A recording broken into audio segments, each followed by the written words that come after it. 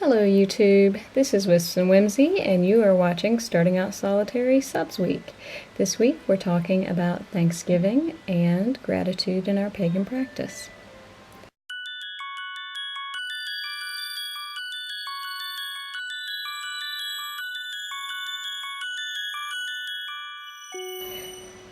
So this week is Thanksgiving in the United States, and so we're kind of reflecting on how we incorporate our path into a secular holiday.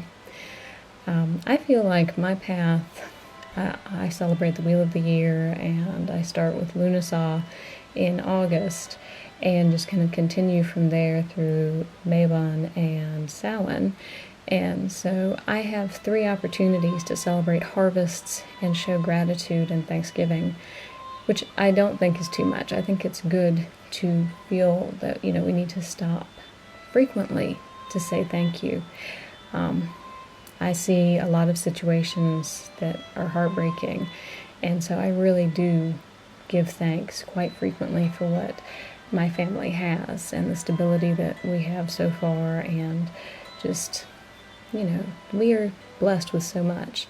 And so I feel like that's just a part of my daily life. I don't feel that is, necessarily something that is saved for Thanksgiving. In my family, Thanksgiving is more secular. Obviously, in my extended family, we say the blessing over the food, and so there is that sense of the religious, but overall, it's not a specifically religious holiday, which makes it more comfortable perhaps than Christmas, which in my extended family can be very religious and a bit more to negotiate as far as I'm concerned. But I don't feel that I have a lot of pagan specific things for Thanksgiving. If you do have rituals or traditions that are pagan in nature that center on Thanksgiving, I would love to hear about them, just out of interest, because I don't really know anyone who does, and I think it would be fascinating to hear if you do. So please share that below. Something I do around Thanksgiving that's not specifically pagan, but it kind of incorporates my practice into my work life a little bit, is in November I am teaching about Native Americans, and obviously we do a little bit about the Pilgrims' Thanksgiving at Plymouth when we get toward Thanksgiving break. And it really kind of irritates me, the narrative that has grown up around that, because it's always the first Thanksgiving. And it's really not. It's not the first Thanksgiving made by Europeans in America, and it certainly wasn't the first Thanksgiving in the continent ever. So that just irks me. I'm sorry, it's just something that really does irk me. So with my students, when we talk about it, I like to focus on the Native American side of things and point out to them, we call it the first Thanksgiving, or you read that in books, but was it really the first Thanksgiving? And at that point, we've already learned about Native American spirituality, and we've talked about their gratitude to the land and to the animals that they hunted and the food that they grew. And so my students have that understanding, and of course they say, well, no.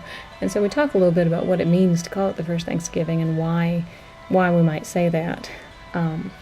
So to me, that's an important way of recognizing that Thanksgiving is a universal concept. It's not just Christian, it's not just pagan, it's everyone all around the world. All religions, all cultures have some form of Thanksgiving and some form of harvest festival. And I have a great book. It's actually several books written by the same author. Her name is Wendy Pfeffer, Pfeffer, and they are children's books. And she focuses on the solstices and the equinoxes. And the one I have in mind is called We Gather Together, and it's focused on the fall equinox, which obviously is a harvest festival. But it's great for this time of year to teach children because it incorporates, it's beautiful pictures, and she incorporates so many different cultures and has wonderful facts about it, and how they celebrate and why they celebrate, and talks about the history of each.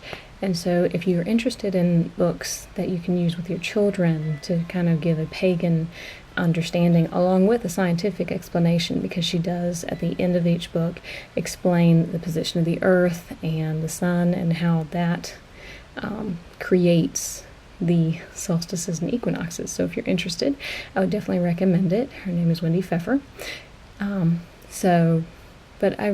That's the sort of thing that I feel is important to share, that this is bigger than ourselves, and I think that's something we should definitely share with our children. And that's how I incorporate paganism into my Thanksgiving. So I hope, if you are in America, or in the United States rather, I hope that you have a wonderful Thanksgiving. And if you are in other parts of the world, I wish you a wonderful week. And to everyone, this is Wisps and Whimsy saying many blessings.